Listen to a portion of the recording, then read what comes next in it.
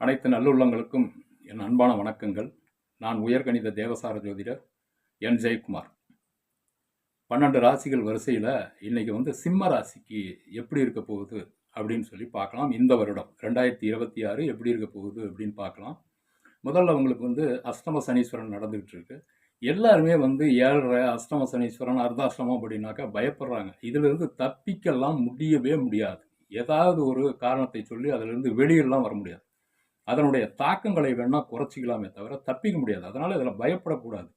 7.5 அஷ்டமம் அர்த்தாஷ்டமம் சஷ்டாஷ்டமம் அப்படின்ட்டு இந்த மாதிரியான விஷயங்களை பூராமே சனீஸ்வரன் எதற்கு கொடுக்குறாரு அப்படின்னாக்கா, உங்களுடைய பூர்வ கர்மாக்கள் அது நல்லதாகவும் இருக்கலாம், கெடுதலாகத்தான் இருக்கணும் அப்படின்ட்டு எல்லாரும் முடிவு பண்ணிடக்கூடாது. அது நல்லதாகவும் இருக்கலாம். நல்வினை தீவினை இரண்டையும் சரிசமமாக எடுத்து வழங்கக்கூடியவர் தான் சனீஸ்வரன். அதனால பயப்பட வேண்டியதில்லை.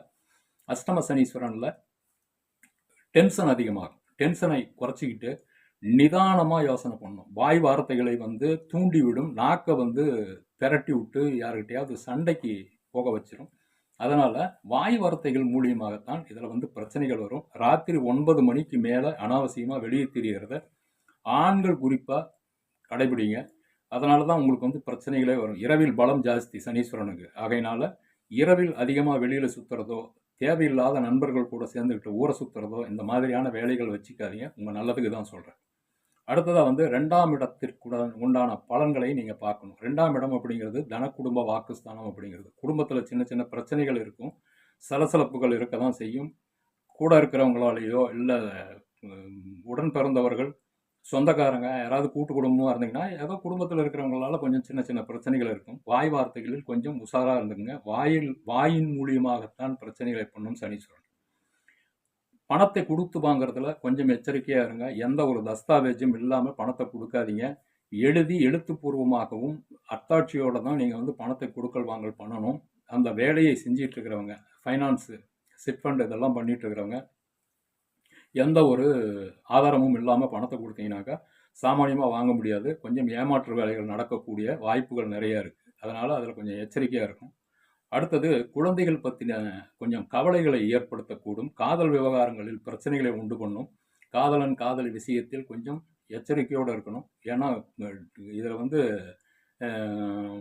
பிரிஞ்சு போகிறதுக்கு உண்டான வாய்ப்புகள் நிறையா இருக்குது. அதனால் அதை கொஞ்சம் எச்சரிக்கையோடு பார்த்துக்குங்க. அடுத்ததாக திருமணம் ஆகாதவர்களுக்கு திருமணம் ஆகக்கூடிய வாய்ப்புகள் நிறைய இருக்குது. காரணம் என்ன அப்படின்னாக்கா, நீங்கள் இந்த காலசர்ப தோஷம், நாகதோஷம்னு சொல்லக்கூடிய தோஷத்தில் பிறந்திருந்தீர்கள்னா நிச்சயமாக உங்களுக்கு இந்த வருடத்திற்குள் உங்களுக்கு திருமணம் முடிஞ்சிடும். காரணம் என்னன்னாக்கா, 7ல் ராகு இருக்கிறதுனால, லக்னத்தில் கேது இருக்கிறதுனால இந்த திருமணம் அப்படிங்கிறது இந்த வருஷத்தில் உங்களுக்கு முடிஞ்சிடும். நிச்சயமாக முடிஞ்சிடும். காலசர்ப தோஷத்தில் பிறந்தவர்கள் கண்டிப்பாக முடிஞ்சிடும். காரணம் என்ன அப்படின்னாக்கா, சனீஸ்வரனை போலத்தான் ராகுவும் இருக்கிற இடத்தை காப்பாற்றுவார். பார்க்குற இடத்தை கொஞ்சம் சீண்டி விட்டுக்கிட்டே இருப்பார். எதையுமே கொஞ்சம் பிரம்மாண்டமாக யோசனை பண்ணக்கூடிய ராகு என்ன பண்ணும் அப்படின்னாக்கா, சொந்த தொழில் பண்ணலாம் அப்படின்ட்டு இப்போ யாராவது முடிவு பண்ணியிருந்தீங்கன்னாக்கா பிரம்மாண்டமான ஒரு அமைப்பை ஏற்படுத்தக்கூடிய வாய்ப்புகள் இருக்குது. அப்படியெல்லாம் பண்ணாதீங்க. அஷ்டம சனீஸ்வரன் விலகினதுக்கு அப்புறம் நீங்கள் எதை வேணாலும் பண்ணுங்கள். பார்ட்னர்ஷிப்பில் உங்களுடைய பார்ட்னருக்கு மிகப்பெரிய வளர்ச்சியை கொடுக்கக்கூடிய காலம் இது. அதனால் ஏதோ நம்ம மூலியமாக இவர் ஏதோ ஏமாத்தியோ இல்லை நம்முடைய பொருளாதாரத்தை வச்சு இவர் வளர்ந்துட்டார் அப்படிங்கிற தப்பு கணக்கெல்லாம் போட்டுறாதீங்க. அவருடைய சொந்த உழைப்பினாலையும் அவருடைய சொந்த பணத்தினாலையும் வளர்ந்துருப்பார்.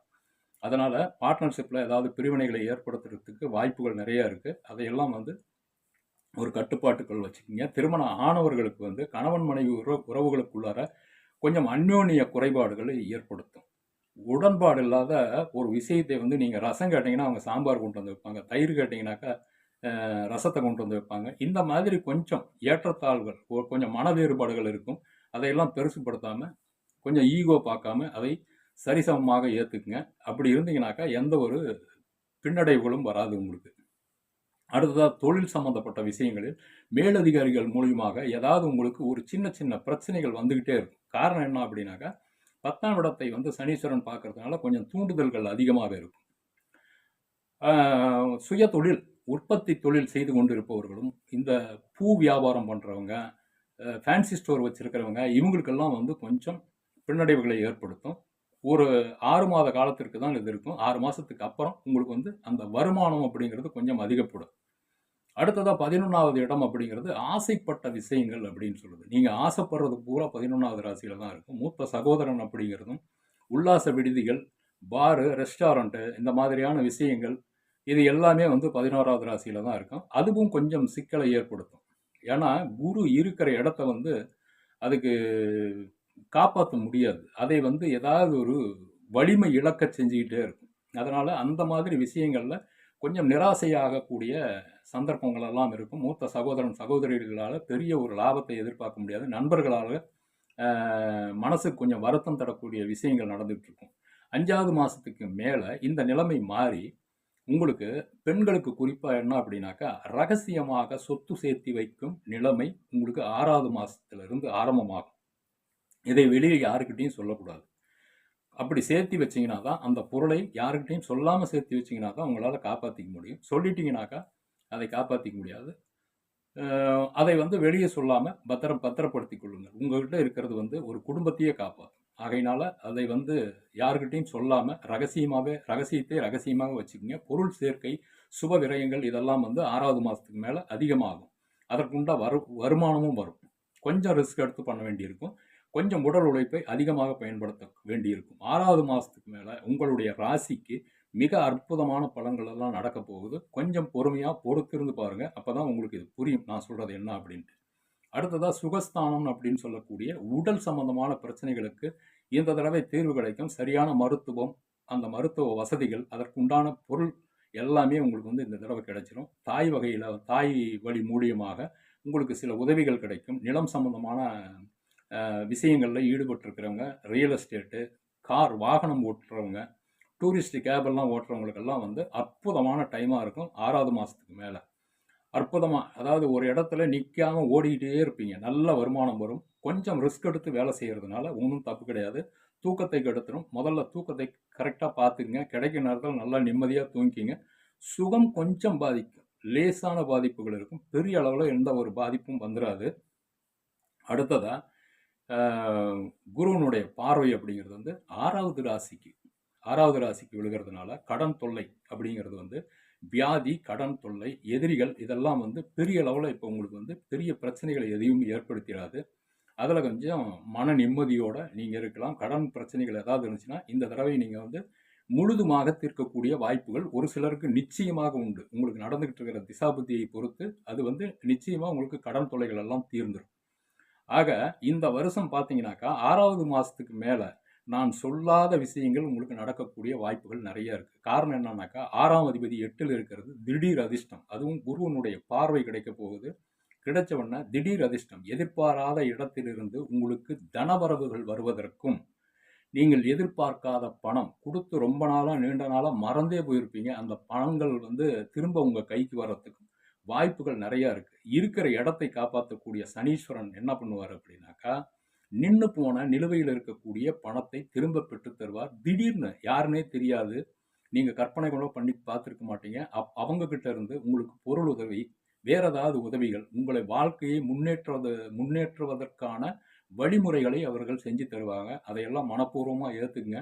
உங்களுக்கு அஷ்டம சனீஸ்வரன் 30 வயசுக்கு மேல இருக்கிறவங்களா இருந்தாக்கா பெரிய பாதிப்புகளை தராது. 18 வயசுல இருந்து 25 வயசுக்குள்ளார இருக்கிறவங்களுக்கு அஷ்டம சனீஸ்வரன் இருந்துச்சுனாக்கா நிச்சயமாக பாதி ராத்திரியில இந்த 9 மணிக்கு மேல அனாவசியமா வெளியே தெரியறத தயவு செஞ்சு விட்டுருங்க. அதனால உங்களுக்கு விவகாரம் வரும். போலீஸ் கேஸ் அப்படிங்கிறது எல்லாம் ஆகக்கூடிய வாய்ப்புகள் இருக்கு. இதையெல்லாம் கொஞ்சம் எச்சரிக்கையா நடந்துக்குங்க. இதை வந்து இந்த பிரச்சனைகளை வந்து கர்ம வினைகளையும் இந்த சனீஸ்வரனால வரக்கூடிய ஒரு சின்ன சின்ன தொல்லைகளை எல்லாம் தீர்க்கறதுக்கு நீங்க என்ன பண்ணணும் அப்படின்னாக்கா 2ஆம் இடம், 5ஆம் இடம், 10ஆம் இடம் இந்த 3ன் மூலியமா தான் உங்களுக்கு பாதிப்பு வரும். 2ங்கிறது புதன். அதுதான் வலுவா இருக்கு. 7ஆம் பார்வைங்கிறது பவர்ஃபுல்லானது. அப்போ 7 அப்படிங்கிற பார்வை புதனுடைய வீட்டுக்கு விழுகிறதுனாலையும், வியாழக்கிழமை சுக்கிரன் ஹோரையில், ஏன்னா 10ஆம் பார்வைங்கிறது சுக்கிரன் வீட்டுக்கு விழுகிறதுனால வியாழக்கிழமை சுக்கிர ஹோரையில் பெருமாள் கோயிலுக்கு போய் அங்க இந்த உடல் நலிந்தவர்களுக்கு, இந்த மாதிரியான ஆட்களுக்கு உடல் வலிஞ்சு அவங்க சம்பாதிக்க முடியாது, கஷ்டப்பட்டு தான் சாப்பிட்டாகணும் அப்படிங்கிற சூழ்நிலையில் இருக்கிறவங்களுக்கு தான தர்மங்கள் பண்ணுங்க. சாப்பாடு வாங்கி கொடுங்க. அவங்களுக்கு என்ன தேவையோ அதை கொடுங்க. காசு கொடுக்காதீங்க. காசு கொடுத்தீங்கன்னாக்கா அந்த விஷயத்துக்கு அது நல்லது கிடையாது. ஒரு கோயில் கட்டுறாங்கன்னா நீங்கள் பண்ணுங்க. கஷ்டப்படுறவங்களுக்கு வந்து உணவாக கொடுங்க, அவங்களுக்கு போர்வை வாங்கி கொடுங்க, வேற ஏதாவது வேற ஏதாவது அவங்களுக்கு ஒரு உதவி பண்ணுங்க. இதை பண்ணீங்கனாக்கா அந்த கர்ம வினையின் தாக்கம் குறையும். மொத்தத்தில் ஏழைகள் கஷ்டப்படுறவங்களுக்கு தான தர்மங்கள் பண்ணுங்க. நிச்சயமா இந்த நிலைமை மாறி நீங்க அற்புதமான வாழ்வை வாழ்வீங்க. இந்த வருஷம் வந்து உங்களுக்கு 70லிருந்து 75% அற்புதமான பலன்கள் நடக்க போகுது. பொறுமையா பொறுத்திருந்து பாருங்க. உங்களுக்கு கிடைக்க வேண்டிய நன்மைகள் அதிகமாகவும், இன்னல்கள் குறைந்தும் கொடுக்க வேண்டும்னு இந்த பிரபஞ்ச பேராற்றலை கேட்டுக்கொண்டு மீண்டும் அடுத்த பதிவில் சந்திப்போம். நன்றி, வணக்கம்.